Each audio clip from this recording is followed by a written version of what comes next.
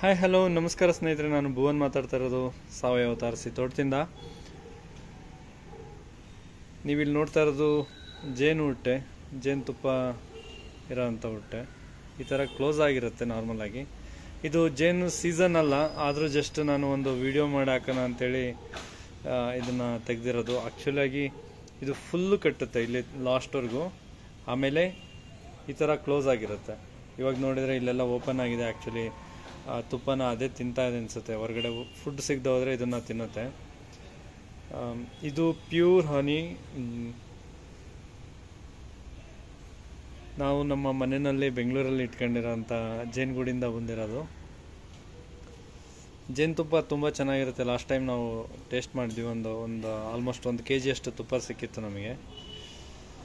ಇವಾಗ ಟ್ರೈ ಮಾಡ್ತಾಯಿದ್ದೆ, ಚೆಕ್ ಮಾಡೋಣ ಅಂತ, ತುಪ್ಪ ಇದೆಯಾ ಅಂತ ಚೆಕ್ ಮಾಡ್ತಾಯಿದ್ದೆ. ಬಟ್ ಜಾಸ್ತಿ ತುಪ್ಪ ಇಲ್ಲ. ಬೇರೆ ಕೆಲವು ಹರಿನಲ್ಲಿ ತುಪ್ಪ ಇತ್ತು, ಬಟ್ ಅದಕ್ಕೆ ಬೇಕಾಗ್ಬೋದು ಅಂತ ಬಿಟ್ಬಿಟ್ಟಿದ್ದೀನಿ. ಜಸ್ಟ್ ಇದನ್ನು ತೋರಿಸೋದಕ್ಕೆ ಅಂತೇಳಿ ವಿಡಿಯೋ ಮಾಡಿದ್ದು. ನೋಡಿ, ಶೇರ್ ಮಾಡಿ ಮತ್ತು ಸಬ್ಸ್ಕ್ರೈಬ್ ಮಾಡಿ. Thank you very much. Bye.